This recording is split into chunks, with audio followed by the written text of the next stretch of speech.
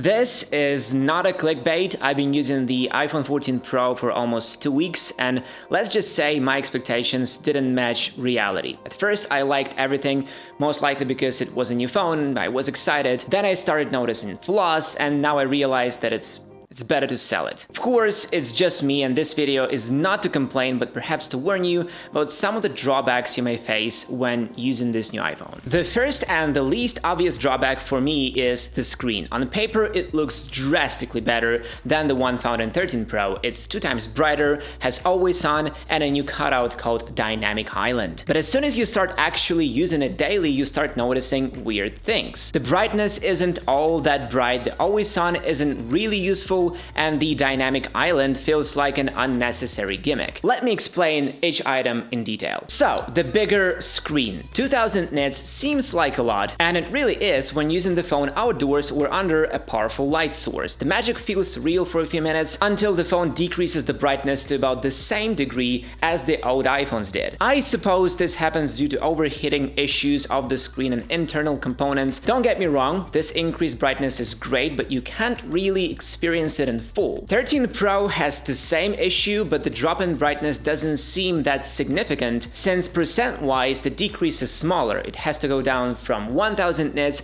to around 600 instead of 14 Pro, which drops all the way down from 2000 to similar 700-ish. Now, the always-on display. Guys, this is something incredibly useless. I have several issues with it. First, it's too bright. Always on should be an unobtrusive thing that increases productivity. Google has done it this way: black screen with clock and a few widgets, but Apple simply has to do everything the Apple way. And they did. They chose to show your wallpaper in full color but slightly dimmer, and that brightness is confusing. You can never tell whether your screen is on or off. When working, I often glance at it, see the bright colors, and assume I forgot to turn the phone off, but no, that's just the screen. Believe me, this is a distraction. And let's not forget the battery life. It drains the battery like crazy. Just look at these screenshots. 14% of the battery went to the always-on screen. 15% of battery just for the thing I almost never use. I mean, it's beautiful, but most of the time it sits in my pocket, and all that is happening to the most advanced always-on screen that knows when to get darker or turn off completely. I understand that LTPO displays allow for a low refresh rate, but that doesn't help. Even with all battery preserving measures, it's still a power-hungry beast. And I did turn it off. No, thank you. Battery life is more important to me than seeing notifications and wallpapers at all times. What about Dynamic Island? How can a selling feature be bad? Well, as it turns out, it's not as useful as we hoped. It surely looks great and serves as a great differentiation from competitors. But what about real-world usability? Look at your fingers. How long are they? Suppose your fingers, just like mine, are not long enough to use this feature with one hand. The pill cutout is all the way on top, and you really need to reach out to click on it. The notch in previous iPhones was intentionally designed and perceived by the system as something not there. Users were not supposed to notice or interact with it in any way. But the Dynamic Island is different. It's meant to be visible, touched, and interacted with. Some people will definitely get used to it and use all the features and opportunities it gives. I enjoy the animations and seamless interface integration, but didn't find it convenient.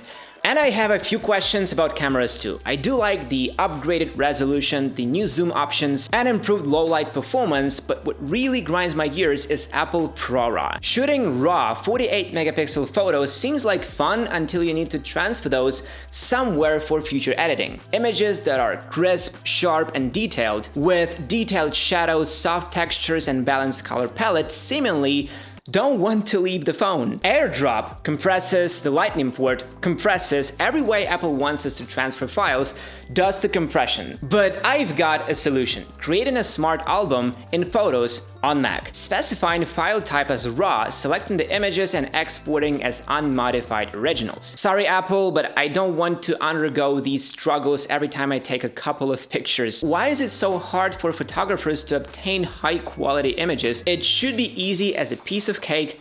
but it isn't. iOS 16 is a huge update, and most of the fun and useful features are available not just on the iPhone 14, but on the previous generations too. For example, batch editing in the Photos app. Now you have the ability to copy your edits. You can remove duplicates, live text and video. The cinematic mode got better, not just on the iPhone 14, but also on the iPhone 13. And probably my favorite, the background remover, where you can copy and paste an object to a messenger. It's really fun. And if you didn't know, you will be able to do the same thing on your Mac, but in the upcoming macOS Ventura. However, if you want to remove the background on your Mac today and take this feature to the next level, I got a great tool for you called Uniconverter 14 from Wondershare, which is the sponsor of today's video. In this toolbox, there are abundant AI video and photo tools, for example, AI Portrait. This tool automatically removes video or photo background and changes this background very quickly. But you can still tweak the settings to make the result as good as possible. There's also the auto crop feature that allows you to adapt content for any social media platform. It auto-magically identifies, captures, and keeps the motion keyframes in your video to auto-resize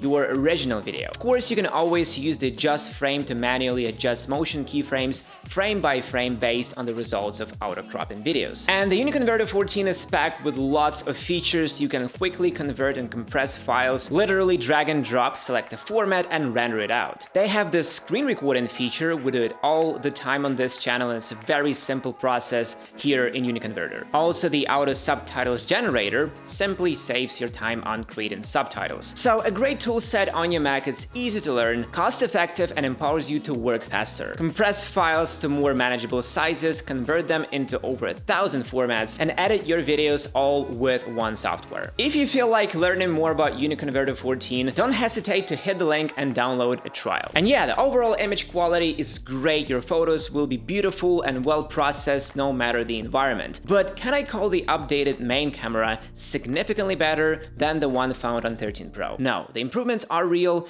but not big enough. So how about the 3x zoom lens? Well, it's got a better sensor now. But again, the difference is very small. The same goes for the ultra-wide camera, which hasn't even changed hardware-wise. The Photonic engine is doing a really good job at preserving details, enhancing sharpness, and treating highlights, but it seems like cameras have gotten so damn good that improvements we get year after year simply aren't that noticeable. I did enjoy the improved cinematic video mode and new action mode though. Cinematic now can shoot at 4K, but the colors and processing is still janky and inconsistent. This software limitation does not allow using this mode for any shooting in an uncontrolled environment. In the studio, okay, but outdoors it's merely a toy for enthusiasts. Action mode, on the other hand, is different. It gives a very stable image, but the level of details is far from perfect. Maxed at 2.8K and limited by software capabilities, this mode produces a fantastically smooth yet noisy image. During the day, it's great, but as soon as you go darker, everything falls apart. The highlights, the shadows, the details, everything disappears. I definitely can find myself using this feature, but only on rare occasions in well-lit environments. Looks like smartphone cameras have almost reached their limits. Take the iPhone 12, for example, and the camera will still be great. The only major difference we get from year to year is the low light shots and minor improvements.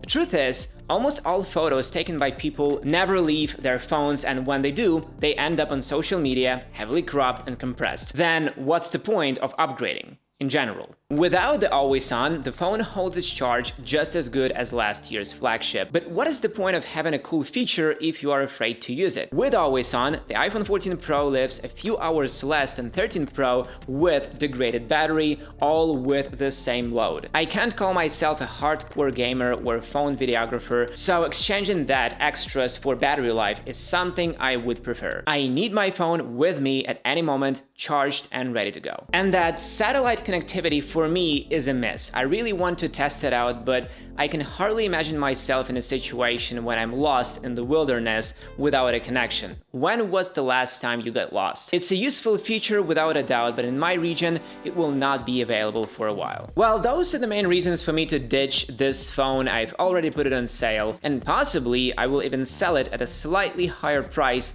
than I've paid. I will continue using it while it's on sale, but as soon as I can get rid of it, I will probably go back to my 13 Pro, good, old, reliable 13 Pro. Coming back to it feels like wearing beloved slippers. Maybe it will grow on me with time, who knows? This year is a strange year. I really wonder what the non-Pro iPhone will look like next year. And how is your experience with this iPhone? Maybe you know what I can do to change my mind about it. Tell me what you think in the comments, subscribe to the channel for more useful content, and see you in the next one.